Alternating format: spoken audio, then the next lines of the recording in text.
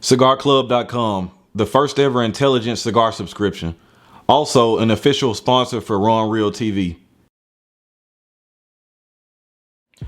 YouTube, what's going on? It's your boy Ron Real, aka Double R, back in the building, back with another video, back with another banger. Today we're gonna be reviewing a special treat. Probably, I'm gonna go ahead and say, man, this will probably be good possibility that it could be cigar of the year for me. I know it's gonna be probably in the top 10 for sure. It's gonna be probably hard to knock this cigar out. We're gonna be reviewing the Aganorsa Supreme Leaf. Really looking forward to this. I've been spending a lot of time with this cigar over the past few weeks, so you guys hang tight, stay tuned, I'll tell you about it.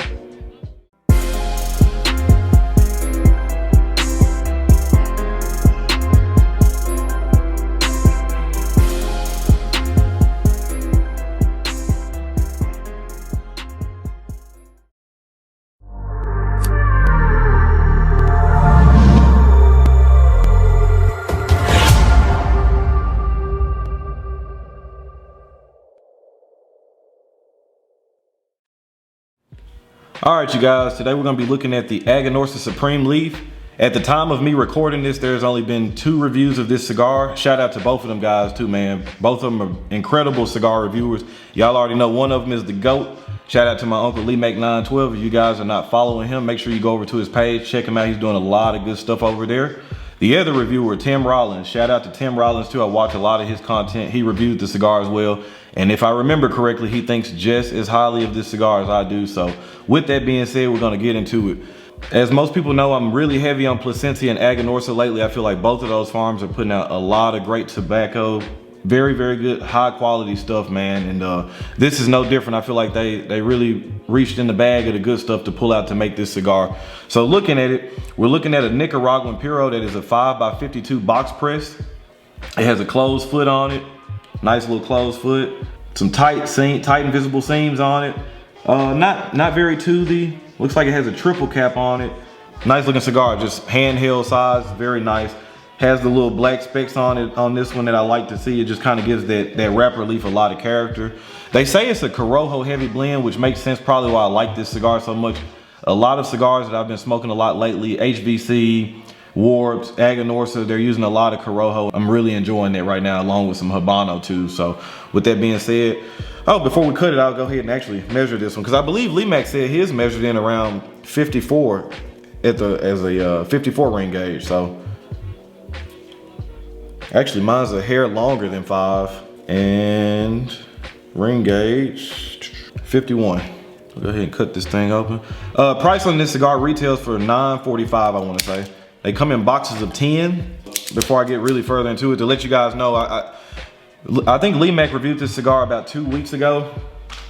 And we got to talking about it, because I can't remember if I smoked the cigar before he reviewed it or not, but we both smoked it and we both liked it, and we both were talking about that. And as he says all the time, if you smoke a cigar, and especially if it's a limited run, if you like it, if you're able to, make sure you buy you a box or 2 if you can, and because you just never know, the second run of that cigar may not be as good as the first run. And I think this is one of those cigars that's very special. I think it's gonna get better with age too. It's already phenomenal now. I think I'm sitting on quite a few boxes of these cigars.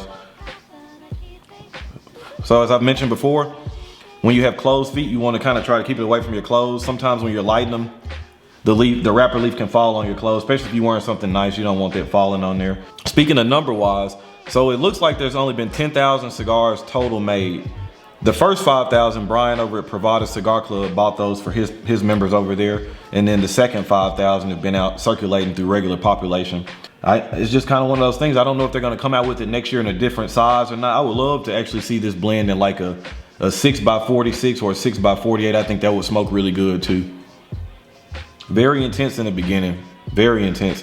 Probably over the past 2 weeks, I've smoked probably 10 of these cigars. You know, I've been really enjoying them. Really good black pepper, brown sugars there. Good clean earth. I say that black pepper is probably coming in around a 7.5 or 8. Not making me tear up or anything, but definitely it lets you know in your nose like it's there. Very good, very intense, just how I like my cigars. I like them really intense, so really good brown sugar on it. Maybe even kind of it's another sweetness in there too. I don't know if it's like a caramel or it's got, just tastes like a really well aged sweet tobacco. It's really good. We'll let it heat up. I'll get through this first third, so y'all hang tight, and I'll be back after the first third and let y'all know all that good stuff. All right, I'm sorry, man. I probably should have updated you much sooner, but this kind of reminds me of a Tatuaje Black Label, the Cazador and the Petite Lancero. Those, not saying flavor-wise, but just those cigars are so good that you just, I'm having to regulate and make sure I'm slowing myself down smoking. The cigar is so good that I'm just smoking and smoking and smoking, but been very good.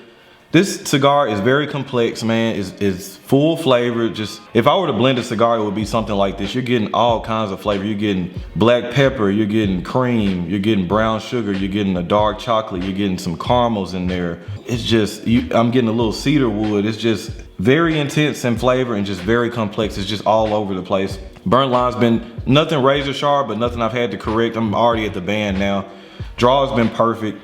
I would say right now the body is probably medium, going to medium full. Flavors are definitely full, and I would say the strength is medium, going to medium to full too. So this is by far for me the best cigar I've smoked in 2020 of cigars that I have never smoked before this point. I would say right now the Aganorsa Supreme Leaf, the HVC 500th anniversary, the Aladino Corojo Reserva. Those are cigars I'm already knowing in the top of my head that are going to be in the top 10 of 2020 for me personally. This is a landslide victory, like as far as just a phenomenal cigar. I don't think there are gonna be too many people out there that don't enjoy this. This is really, really good. Rich, intense, powerful flavors. Just a really good blend. Really digging the Corojo stuff, which the HVC 500 has Corojo in it, and so does the Aladino Corojo Reserva. Just right now, the Corojo and Habano for some reason is just really hitting my palate right. So right now, I would say everything is going according to plan, so we're gonna keep on smoking, update you guys. Probably getting close towards the end, I'll give you some points, so y'all hang tight and stay tuned. All right, you guys, Aganorsa Supreme Leaf still going great. Another thing I forgot to mention too, this cigar covers, it just covers everything. Even in the beginning, you know, you're bouncing back and forth between spicy and sweet. It's always an underlying sweetness there, but definitely some spiciness kicks in at times. But I would say mostly on this back there, you're getting a lot of brown sugar, heavy, rich brown sugar and wood, and like a lot of wood, and those like oak is in there. Sometimes you'll get little fades of cedar. This is another cigar that I would say, with it being so good, and I was telling you guys earlier, I was trying to slow myself down smoking it. This is another one you probably want to make sure you have something to eat, have something on your stomach if you're smoking it, especially if you're not careful about smoking it fast. I would say the body is around medium to full. Flavors are still nice and full, and I would say the strength right now is medium to full, but definitely this could be a full bodied cigar, but right now I would say medium, a strong medium to full, leaning towards the full. Very good, very intense flavors. It remained intense, or it's remaining intense the whole time. So I'll go ahead and give you guys some numbers for sure. If you can get your hands on this cigar, please do. I'm telling you, thank me later. Lee Mack co-signs that, Tim Rollins co-signed it. I think, like I was telling you guys, everybody I know that smoked this cigar has loved it. This is a winner. So with that being said, I gave the flavor a 19 out of 20, the draw a 20 out of 20, the burn a 20 out of 20, complexity a 19 out of 20, and the strength a 18 out of 20, which is gonna give this cigar a 96 out of 100. Probably highest rated cigar for sure I've reviewed, and maybe the highest rated cigar I've reviewed on the channel, period. Cigar Madness included. Other than that Monte Cristo #2, the flavors were good, but it just didn't have that strength component. This has a little bit of strength too, which I prefer. So very, very good cigar. Very good price point. These come in boxes of 10.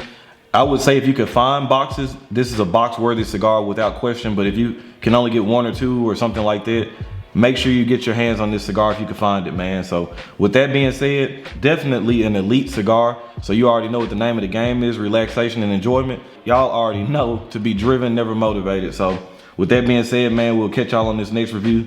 Y'all hang tight, we'll catch y'all later.